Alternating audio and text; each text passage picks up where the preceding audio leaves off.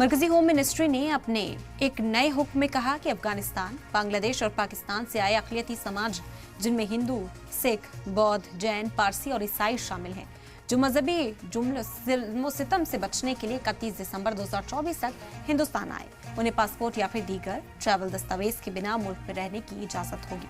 खास बात यह है कि मुसलमानों को इससे बाहर रखा गया है। इस रिपोर्ट में समझिए।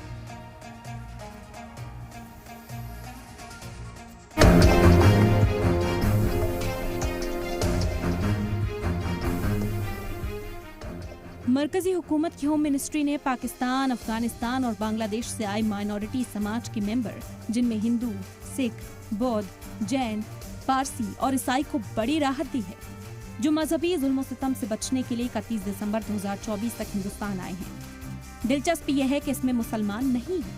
होम मिनिस्ट्री से जारी हुक्मनामे में कहा गया है कि 31 दिसंबर 2024 तक हिंदुस्तान आने वाले मुसलमानों को छोड़कर सभी समाज के लोगों को पासपोर्ट या दीगर दस्तावेज के बगैर मुल्क में रहने की इजाजत होगी। हालांकि होम मिनिस्ट्री का ताज़ा हुक्म दिसंबर 2024 तक आने वाले को बिना पासपोर्ट के रहने की इजाजत दे देता है, लेकिन ये शहरियत की गारंटी नहीं देता है। इससे कबल गुज़िश्ता साल नाफिज किए गए CAA यानी कि सिटीजन अमेंडमेंट एक्ट सिर्फ उन लोगों पर नाफिज होता है जो 31 दिसंबर 2014 को या उससे पहले हिंदुस्तान आए थे। वाज़ेह हो कि इस कानून में सभी मजहब को शामिल किया गया है, लेकिन सिर्फ मुसलमानों को इससे बाहर रखा गया है।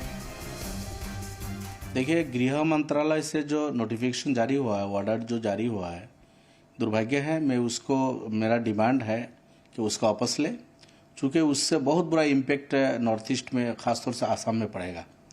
इसलिए कि ऑलरेडी कहा है, जिसको हम काला कानून मानते हैं, 71 से 2014 तक बांग्लादेशी, पाकिस्तानी या किसी भी कंट्री, म्यांमार हो या भूटान हो, नेपाल हो, इन्हीं कंट्री से अगर इंडिया में हिंदू, सिख, बुद्धिस्ट, पारसी, क्रिश्चियन ये लोग आए तो उनको सिटीजनशिप देने का पास किया है।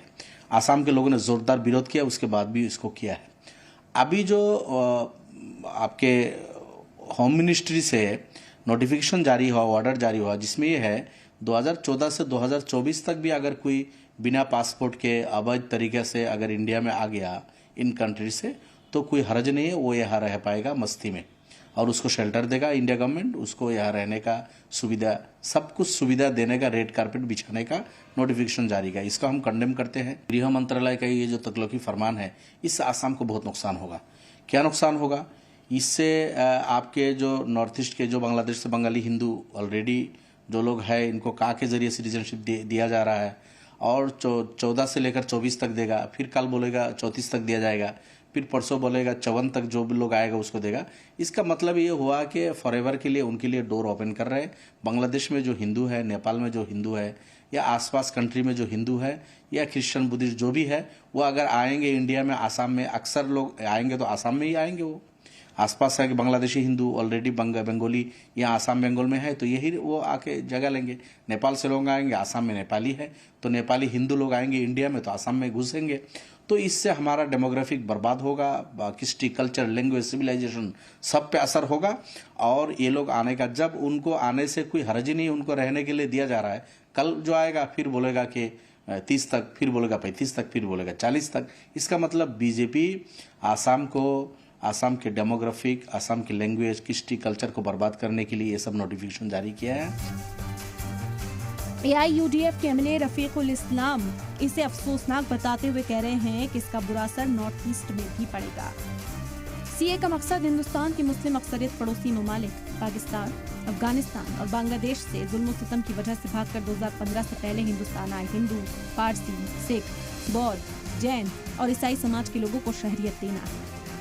एक्ट की तजवीज़ से मुसलमानों को बाहर रखा जाना और ये खदशात की नेशनल रजिस्टर ऑफ सिटीजन के साथ इसे जोड़ने पर हिंदुस्तान में बहुत से मुसलमान हक़ राय दही से महरूम हो जाएंगे। ने मुल्क भर में हजारों शहरियों की फिक्र को मजीद बढ़ा दिया है। सलाम टीवी के लिए दिल्ली से नदीम अहमद की रिपोर्ट।